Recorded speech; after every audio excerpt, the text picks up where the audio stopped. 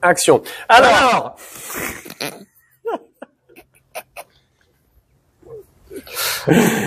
J'aurais une première. Voilà, ça qu'il faut. Il faut oser. C'est bien. Est-ce que vous pouvez vous présenter, s'il vous plaît? Déjà, ce serait bien. Alors moi, je suis François Descraques, je suis réalisateur et scénariste du film Le Visiteur du Futur. Et je suis Florent Dorin et j'interprète le personnage du Visiteur du Futur dans le film de François Descraques, Le Visiteur du Futur. Finis pas mes phrases comme ça. Tu peux les commencer, mais... Pas évident. Quelle a été la plus grosse difficulté de passer d'une série web à un film cinéma La plus grosse difficulté pour passer d'une série web au cinéma, c'est de mettre 8 ans à faire le film. C'est ça, c'est d'être patient, je pense. Parce que c'est pas les mêmes process, c'est pas les mêmes financements, c'est pas tant qu'il faut beaucoup d'argent, c'est qu'il faut beaucoup de gens prêts à mettre de l'argent, qui se mettent d'accord, et dans un cadre où ce genre de film n'existe pas du tout, quoi. Un film de science-fiction ou comédie adapté d'une série web, ça n'existe pas, et donc c'est pour ça que ça met du temps. Donc le plus dur, c'est d'être patient et de pas lâcher le truc, quoi. Mais heureusement, on a des bons producteurs qui lâchent rien et qui m'ont dit plusieurs fois, on ne lâchera rien. Et ça fait très plaisir parce que même moi, des fois, j'étais prêt à lâcher. Et eux, ils étaient là, ils ont rien lâché et on a pu faire le film grâce à eux. Alors, du coup, j'ai une petite question. Comment écrivez-vous le parcours incroyable du Visiteur du Futur, de sa création jusqu'à toute cette adaptation et jusqu'à maintenant au film? Est-ce qu'il y a un mot qui décrirait cette grande aventure? Il y a un mot qui décrirait toute cette aventure, c'est acheter le livre qui sortira à la rentrée, qui s'appelle Le Visiteur du Futur rétrospective, qui est un livre qui raconte comment on a fait toute la série après le film. En 250 pages. En 250 pages. Voilà, Voilà, donc ce sera pas un mot, mais voilà, ce sera un objet. Mais pour résumer très vite fait, c'est une aventure familiale à la base assez spontanée, et c'est un mélange entre une bande de potes et des jeunes professionnels qui prennent le temps de s'améliorer avec les années, quoi. Oui, c'est vrai que juste sur ce point-là, effectivement, quand on a commencé le Visiteur, tous les participants de la série, même si on était vraiment encore au début et qu'on avait des moyens très modestes, on savait que plus tard dans notre vie, on voudrait vivre de notre métier, on voudrait être des pros. Et donc du coup, le Visiteur du Futur a été à la fois un terrain d'expérimentation, mais nous a aussi donné le goût, nous a confirmé que c'était bien ça qu'on voulait faire, et nous a donné aussi la force et la confiance pour faire des trucs aussi à côté, d'avoir d'autres expériences, de cumuler des trucs qui pour le coup n'avaient rien à voir avec le Visiteur, d'autres univers, d'autres expériences. Et voilà, c'est cool de constater que jusque là on s'est pas planté, et que aujourd'hui être au cinéma, c'est pas tant symboliquement juste le fait d'être au cinéma, c'est le fait de se dire que on a bien fait d'aller dans cette voie-là, et les gens qui nous suivent depuis le début ont compris que on a commencé tout petit, et de voir qu'ils sont encore avec nous aujourd'hui, c'est aussi la famille est très très large, hein, la famille des fans, mais c'est que les gens qui nous ont suivis au départ continuent de nous suivre, et ils ont maintenant plus de barbe que nous, ils ont des enfants, et ils vont voir le film en famille. Donc c'est ça aussi, c'est une aventure qu'on a vécue de notre côté, mais aussi avec les gens qui nous ont suivis. Du coup, qu'est-ce qui vous a inspiré dans la création du film et comment vous est venue l'idée de scénario? Alors moi qui suis pas du tout scénariste, c'est pas du tout à moi de répondre à cette question. Néanmoins Quoi? Je me suis souvenu d'un truc. Ouais. Toutes les saisons du Visiteur, dans le cœur de leur dramaturgie, dans ce qui compte, Qui se développe. ouais, qui se développe, tu vois, dans le cœur de l'histoire, ça fait écho à des moments de ta vie, voilà. Donc est-ce que le film aussi n'est pas finalement, parce que ça t'en parle pas trop, mais alors si tu veux pas en parler du coup, dis-moi, ferme-la, et on n'aborde pas le sujet. Pas du tout. Mais disons que c'est vrai que une des questions sous-jacentes du film, c'est le rapport entre un père et sa fille.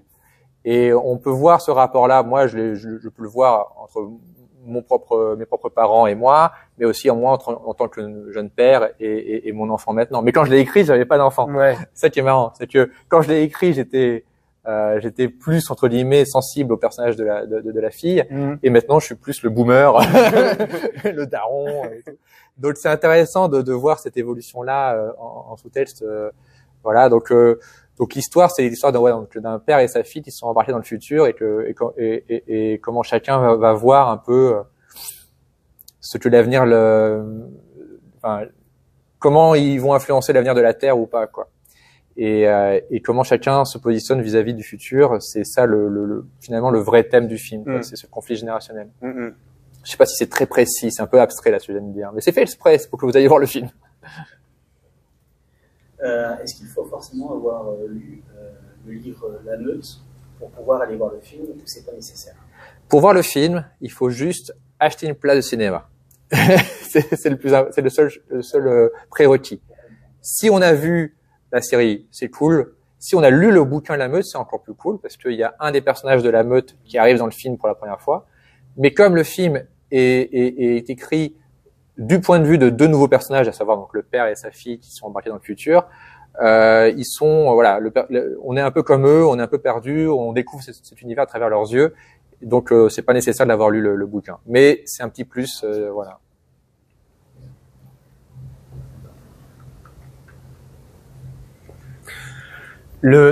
Pour finir de répondre à ta question, effectivement, une des ambitions du film, c'est d'amener un autre public que le public qui nous connaît, et d'amener aussi un autre public que celui d'Internet. Néanmoins, ce n'est pas de le trahir, ce public-là. Je pense pas que les gens, je suis convaincu que les gens qui ont vraiment cette culture, d'abord de la web-série et puis du contenu pop culture, on va dire, même si aujourd'hui, évidemment, qu'on en voit partout au cinéma, mais ils verront pas le visiteur en disant genre ils ont vendu leur âme et tout, ils ont fait un film de ciné mais ils ont fait trop de compromis et au final ça ressemble plus à ce qu'ils étaient, pas du tout. C'est vraiment la continuité logique de notre travail et le respect du public. On doit tellement à notre public dès le départ sur Internet qu'il était absolument hors de question de se dire que tant pis s'ils trouveraient pas leur compte. Mais pour autant, François, si je peux me permettre de parler en ton nom, tu t'es jamais évertué saison après saison à donner au public exactement ce qu'il voulait et ce qu'il attendait. Et pour autant, le public a pas déserté en disant... En fait, à chaque fois qu'on a fait une saison, le public a dit, il y a eu des gens qui ont dit, c'était mieux avant, c'est sûr. Donc le film, ce sera peut-être pareil, mais c'est dans la continuité de ce qu'on a fait avant, à savoir de prendre un risque, de raconter une histoire avec d'autres personnages, de pas forcément être là où on nous attend. On l'a toujours fait, ça, même dès la saison 1. Dès la saison 1, dès l'épisode 5 où on a un nouveau personnage qui arrive, ou 6 où il y a même pas le visiteur de futur, les gens disaient mais c'est bizarre, c'était mieux avant. Et je pense qu'ils ont été habitués à ce qu'on les surprenne un peu, quoi. Donc maintenant ils savent à quoi s'attendre, à savoir pas grand chose. Et surtout par rapport au personnage qui a dans le livre. En fait, c'est non seulement il y a des personnages issus du roman, mais aussi des personnages issus du manga. De la brigade temporelle. Donc pour moi, en tant que créateur, c'était génial de pouvoir mettre en image ces personnages qui existaient que soit en dessin, soit en roman, et de les voir prendre vie, c'était génial. Et si on a suivi ça en tant que fan, j'espère que ce sera aussi bien, quoi. J'aurais aussi une question par rapport à l'acteur. J'ai suivi ta série depuis très très longtemps et j'aimerais savoir quelles ont été tes expériences de tournage et y a-t-il eu des difficultés à jouer ton personnage? Non, je crois pas qu'il y ait eu de difficultés parce que je crois qu'au départ, si François il m'a demandé d'être ce personnage-là, c'est parce qu'il savait que j'avais une nature d'acteur qui pourrait aller facilement vers ce personnage et que moi clairement c'était un truc que j'adorais faire. Il se trouve que à ce moment-là, j'étais en école de théâtre, j'étais au Conservatoire National, donc qui est quand même vraiment une grosse école de théâtre très prestigieuse, mais très classique, on va dire. Et du coup, de pouvoir faire le visiteur du futur à côté, c'était hyper épanouissant, génial. Et il y a plein de choses que je m'amusais quelque part presque à parodier du théâtre dans le personnage du visiteur. Ce qui fait que le personnage est au début pas très facile à cerner et il y a plein de choses où on se dit bon, vraiment c'est trop bizarre, l'interprétation est très bizarre, mais c'est ce qui fait son charme aussi. Et au fur et à mesure, le personnage, à force de l'interpréter et que les histoires, les saisons s'enchaînent, le personnage, on l'a dessiné plus précisément pour arriver au film. Mais le film, c'est la continuité. Et s'il y a autre chose après, le personnage continuera d'évoluer. Donc voilà, la chose qui diffère, c'est que il y a 8 ans non, plus que ça. Il y a du temps qui a passé entre la fin de la saison 4 et le film, et que on vieillit, on change, on n'est plus les mêmes. Et je pense que subtilement, ça se perçoit, mais c'est le même personnage. Et surtout, on a travaillé ça ensemble. C'est-à-dire que je lui ai jamais présenté le scénario au dernier moment, dire ok, action, c'est ça maintenant. C'est-à-dire que chaque fois qu'on a vu des nouveautés sur le personnage ou un nouveau background, il était le premier au courant. Il a lu le roman La Meute, qui présente aussi beaucoup de background sur le personnage. Donc c'est pas tant qu'il ait des difficultés, c'est juste qu'on s'est mis des challenges à chaque fois pour aller plus loin. Et on a travaillé ça le plus en amont possible à chaque fois. Et sur le film, on a fait comme d'habitude. On a fait des réunions, lui et moi, pour être sûr que chaque scène, on avait le bon axe. Et comme ça, sur le tournage, on avait le moins de problèmes possible. Parce que sur un tournage, les problèmes sont souvent plus techniques ou logistiques ou la météo. Et plus on a balisé les problèmes artistiques d'interprétation, plus on est relax sur le tournage à ce niveau-là. Plusieurs années après la fin de Néo Versailles, justement, qu'est-ce que ça fait de justement revenir derrière la caméra pour le Visiteur du futur, justement être derrière la caméra pour réaliser cette œuvre, mais aussi reprendre le costume du renard. Moi, au niveau de la caméra, ce qui est intéressant, c'est que chaque saison, c'était une nouvelle caméra. Et donc là, plus les saisons avançaient, plus la caméra était grande. Et mon inquiétude, ça a toujours été d'être trop loin des comédiens. C'est-à-dire que plus la caméra grandit, plus je suis éloigné. Et donc, au final, sur le film, au début, j'osais pas trop être au niveau de la caméra parce que je me dis, oh là là, c'est un long métrage, je suis pas censé cadrer. Et très vite, j'ai fait, bon, en fait, je vais cadrer. Et c'était pas tant pour maîtriser le cadre, c'était aussi pour être très proche des comédiens et pas avoir à crier avec un haut-parleur, comme on peut imaginer le cinéma des années 50. J'étais pratiquement jamais assis, quoi. Et ça, c'était important pour moi de garder cette proximité avec les comédiens pour pas qu'ils se sentent perdus, etc. Et moi aussi. Et pour le costume, c'était à la fois le même costume, mais pas du tout le même. Oui, c'est sûr que le costume a bien changé parce que là, c'était plus nous qui allions faire le tour des friperies, tu vois, pour essayer de trouver un truc qui ressemblerait vaguement à un voyageur temporel / clodo, tu vois.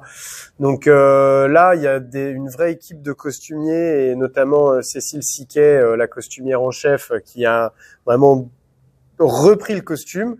Sur mesure, c'est-à-dire qu'il a été fait sur mesure à partir de matériaux, c'est-à-dire il n'a pas été acheté, quoi. Voilà, exactement. Il a été créé de toutes pièces et ça fait une différence, ne serait-ce qu'en termes de confort.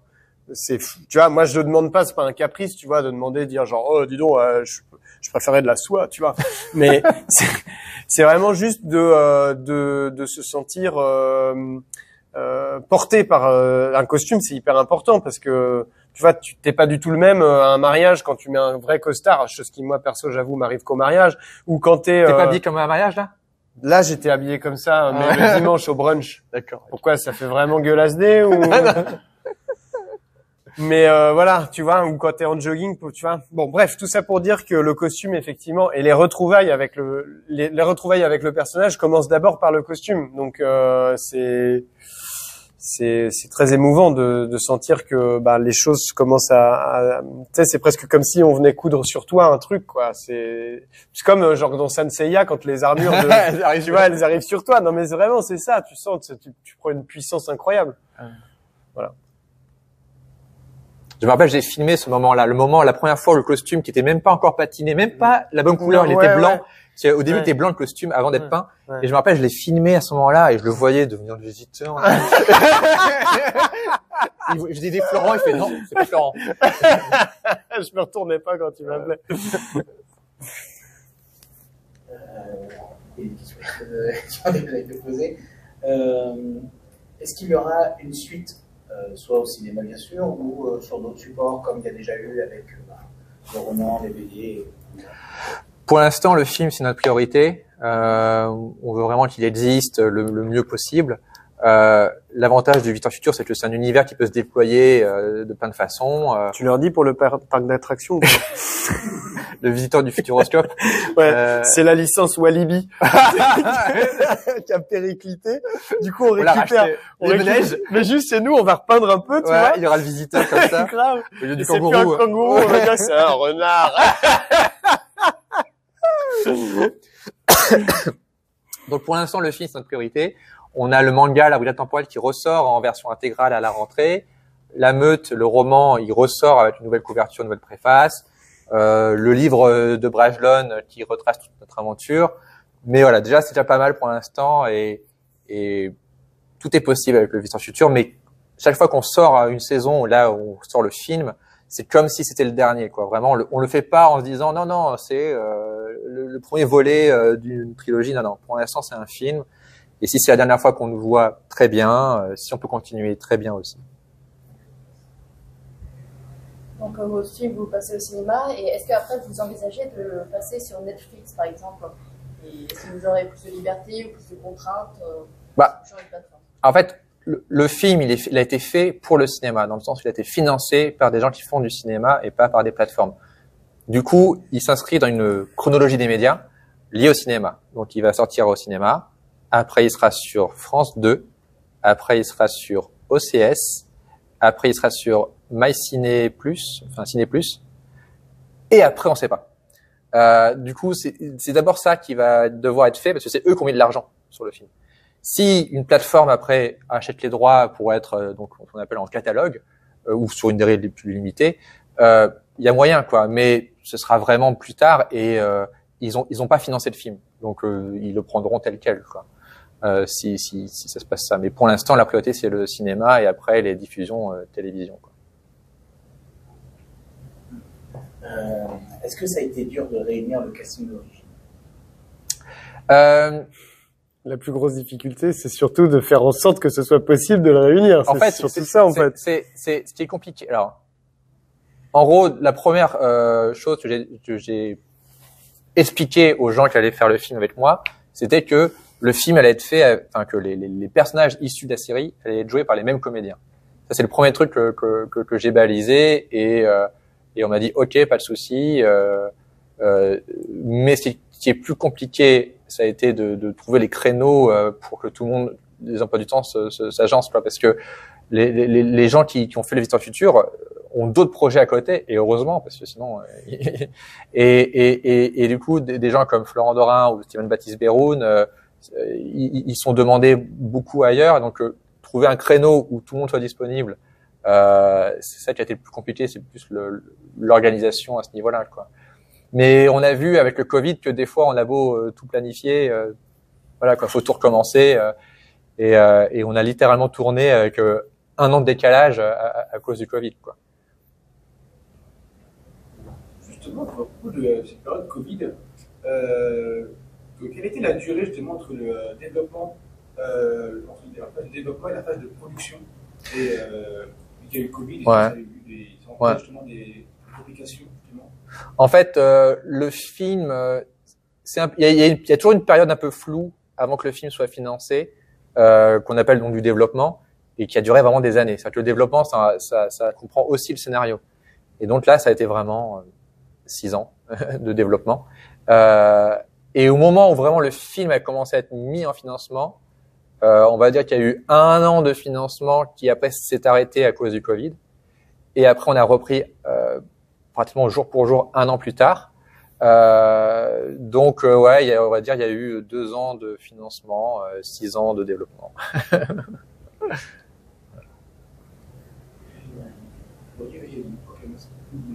Du coup, je dois profiter justement. Est-ce que tu as senti une certaine difficulté, notamment, enfin pas de difficulté, mais quel était le challenge justement d'adapter un concept comme le Visiteur du Futur au format cinématographique, justement, un scénario de 90 pages. Alors, le vrai challenge, en fait, chaque saison du Visiteur Futur avait une durée un peu de long métrage. C'est pour ça que c'était pas anodin, c'est que je savais à peu près dans quel format ça allait se mettre. Mais le plus compliqué, c'est pas tant le format en termes de minutage, c'est l'accessibilité du film. C'est que, comme j'avais dit tout à l'heure, le fait d'écrire le film pour qu'il soit ouvert au plus de gens possible, tout en étant un film qui récompense les fans, c'est aussi pour ça que ça a mis 6 ans. C'est pour ça que j'ai fait plein de versions différentes et tout, avec plein de fausses pistes. Donc ça a été le plus long, le plus compliqué artistiquement. Après, ce qui est aussi compliqué, c'est financièrement convaincre des gens qui font du cinéma, on va dire, plus classique, de s'intéresser à une licence comme le Visiteur du Futur. Ça a été aussi un autre challenge, et j'ai pu le faire avec des partenaires comme Pierre Productions qui m'ont vraiment défendu, qui avaient vraiment, on va dire, un pas dans le milieu geek, un pas dans le milieu film d'auteur, et qui essayaient de faire le lien entre les deux. Et ça, oui, ça a été difficile parce qu'on avait tout approuvé. On avait beau faire 4 saisons, des millions de vues. Pour les gens du cinéma, ça vaut pas grand-chose en fait, tant que ça n'a pas fait des millions d'entrées. Donc on a dû vraiment, voilà quoi, trouver les bonnes personnes. Et ça a été aussi très long. On a eu aussi un coproducteur qui s'appelle Frédéric Boutet, qui a beaucoup aidé le film lors de du dernier moment. On avait le plus besoin de compléter le budget. Et on a eu aussi un distributeur KMBO qui a rejoint l'aventure et qui nous a permis de faire le film et qui ressemble à un film Visiteur du Futur. Parce que c'est ça aussi ma plus grande fierté sur ce film, c'est que tous les gens que je cite qui ont aidé au film, au final, les gens vont pas forcément s'en rendre compte, c'est assez invisible pour eux. Ils auront l'impression de voir un film Visiteur du Futur, entre guillemets, normal. Alors qu'en fait, il y a eu plein d'autres gens qui ont travaillé derrière dans notre sens.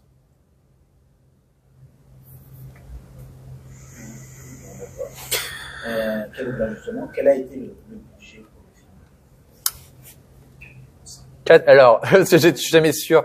Le budget du film, c'est 4,5 millions, ce qui, à l'échelle de production internet, est énorme. À l'échelle du cinéma français, c'est la moyenne basse, on va dire. C'est le budget d'un gros film d'auteur. C'est un tiers de Kaamelott, je crois. Donc, voilà. Donc, du coup, on est dans un entre-deux. C'est-à-dire que d'un côté, on n'a jamais eu autant d'argent. D'un côté, on a dû utiliser tout notre savoir-faire d'Internet, de la débrouille, de comment bien préparer les choses pour faire en sorte que ça rentre dans ce budget-là, quoi.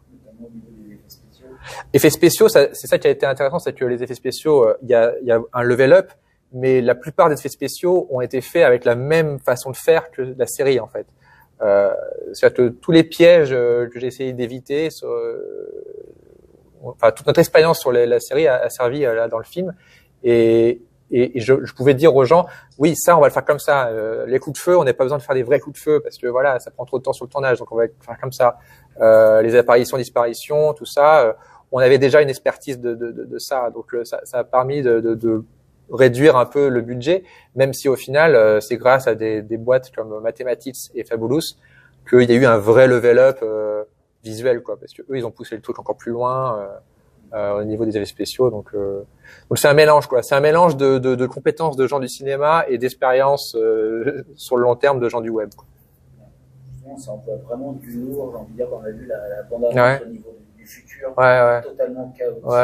C'est ça qui a du côté pour nous. Oui, alors le futur post-apocalyptique, c'est forcément là où on était attendu au tournant, parce que au début dans la série, la blague c'est que on ne montrait jamais, on voyait juste un mec du futur dire oh là là c'est horrible le futur, je vous montre pas à quoi ça ressemble. Et après on s'est dit mince faut le montrer, et donc on l'a montré un peu par bribes et tout. Là on savait qu'il fallait le montrer plus, mais il fallait aussi qu'il soit pas que en VFX, quoi. C'est ça aussi le vrai challenge aussi, ça a été de le faire en vrai, de le faire dans des décors, de pouvoir le filmer un peu avec le plus d'angles possible et pas que des fonds verts, quoi. Donc ça a aussi été une. Ouais, il y a un énorme travail de déco d'une équipe. On a été longtemps dans un endroit, donc on a tourné dans l'est de la France, du côté de Nancy et de Metz. Donc il y a des grandes friches industrielles là-bas qui sont désaffectées. Et on était donc dans des endroits où on avait déjà une base de décor pour tourner le futur. Et ensuite, de semaine en semaine, on passait d'un lieu, d'une pièce à l'intérieur, à l'extérieur, etc. Et ça faisait comme une espèce de petit ballet. C'est-à-dire qu'on avait des setups, des décors qui étaient prêts pour tourner les scènes. Et pendant la semaine où on tournait là, les mecs de la déco, ils étaient en train de construire le décor là. Et on arrivait là. Ensuite, ils partaient dans une autre pièce pour construire un truc. C'était hyper... ça se jouait à pas grand-chose. mais du coup c'était génial parce que quand on était sur ce lieu-là, on était super nombreux et on n'était pas juste, enfin comment dire, il y avait tous les corps de métier qui sont super beaux en fait dans le cinéma et qu'on voit pas forcément quand on est acteur et encore moins quand on va tourner sur fond vert. Là, ben voilà, tout le monde était ensemble et du coup ils étaient trop contents. Les gens, on sortait de là, on leur disait ouais le décor il défonce, ils disaient ah merci et ils continuaient de peindre leur truc. Et voilà quoi, c'était très collégial quoi comme façon de tourner et surtout ça permettait aussi aux gens de s'immerger à fond quoi. C'est-à-dire que vraiment pendant pratiquement 3 semaines, un mois, on était dans le futur quoi. Même les gens vivaient en costume et tout. Enfin, donc c'est ça qui est cool. Et moi, ça me permettait voilà de tourner une scène et après le soir, j'allais dans l'autre pièce pour checker la déco et dire ah ouais ça vous avez mis ça là, ok. Mais enfin tout était accessible quoi. Donc ça c'était vraiment génial. Ouais. Exactement. Je préparais mon découpage en fonction parce que des fois ça changeait. Des fois on me disait ah finalement on a mis ça là. Je fais ah ok bah ça change mon angle et tout. Mais je pouvais le prévoir assez facilement quoi.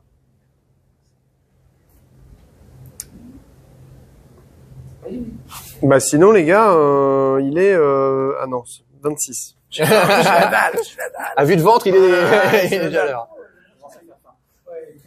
Une petite dernière question. Yes. Un petit mot pour les fans de Visiteurs et aussi qui vont voir le film au cinéma et aussi pour ceux qui ne connaissent absolument pas l'univers de Visiteurs du futur. Un petit mot pour donner envie. Franchement, si vous êtes fan du Visiteurs du futur, idéalement, j'ai pas à vous convaincre, mais je sais que aller au cinéma, c'est plus compliqué que de cliquer sur un lien sur Internet. Donc merci d'avance parce que voilà, c'est un investissement, ça demande du temps. On comprend pourquoi il y a de moins en moins de gens qui vont au cinéma et on sait que qu'il faut convaincre les gens quoi d'y aller. Et donc merci déjà à ceux qui font cet effort-là. Ceux qui connaissent pas la série, j'espère que vous aimez Arnaud Ducré, j'espère que vous aimez Carlton Malfly et tout. Il y a d'autres portes d'entrée dans l'univers, mais globalement, voilà quoi. Comme disait Florent, on a vu des gens qui ne correspondaient pas du tout à la cible, qui ont adoré le film. Donc on pense que ça peut plaire à un public très large, petit ou grand. Alors moi j'ai mon petit mot aussi à adresser à ces gens si tu le permets. Aux gens qui nous connaissent, moi je dis we need you, need you. C'est une petite responsabilité aussi de faire cette démarche là, parce que certes le cinéma va pas super fort, mais ce film, il a été pensé pour le cinéma et c'est vraiment une expérience qui se valorise dans une salle de ciné. Ce sera un bon film aussi sur un écran de télé ou sur un smartphone, il n'y a pas de souci. Mais vraiment, faites cet effort-là et allez-y, soit en famille, soit entre potes. Faites prolonger en fait cette expérience qu'on a de la série, quoi, qui est un truc qu'on partage. Ouais. Et pas juste on partage en montrant un lien, tu vois. Faites-le en vrai, ce serait cool. Et à ceux qui ne nous connaissent pas, il y a plein de choses rassurantes dans le film, bien sûr, mais surtout, allez voir un truc que vous n'avez jamais vu en France. C'est un film français qu'il n'y a pas de vraiment d'éléments de comparaison. Alors oui, certes, du coup, forcément, on se dit, bon, bah, si je connais pas, pourquoi est-ce que je sais pas où je vais mettre les pieds. Mais c'est un bon risque à prendre parce que, le film est vraiment accessible. Je veux dire, on n'est pas sur un truc expérimental, tu vois. Il y a de l'aventure, de la comédie, de la science-fiction, il y a de l'émotion. Les acteurs, je dis pas ça pour moi parce que les nouveaux acteurs, Enya et Arnaud, qui jouent le père et la fille, sont super touchants. C'est vraiment une histoire de famille, de gens qui se cherchent, quoi, pour essayer de se comprendre. Donc, il y a tout ce qu'il faut pour faire un putain de bon film, allez-y, putain!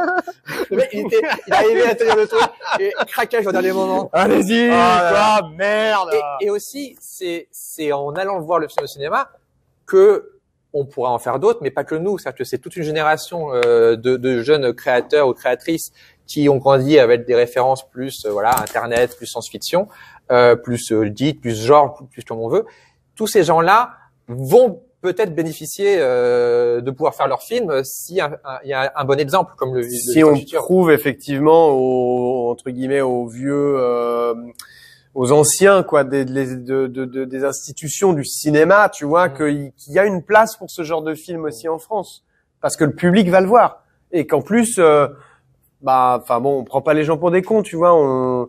C'est pas du fan service, c'est pas, voilà quoi. Donc voilà. Aidez-nous. Allez-y, putain. Bon, allez, on va manger.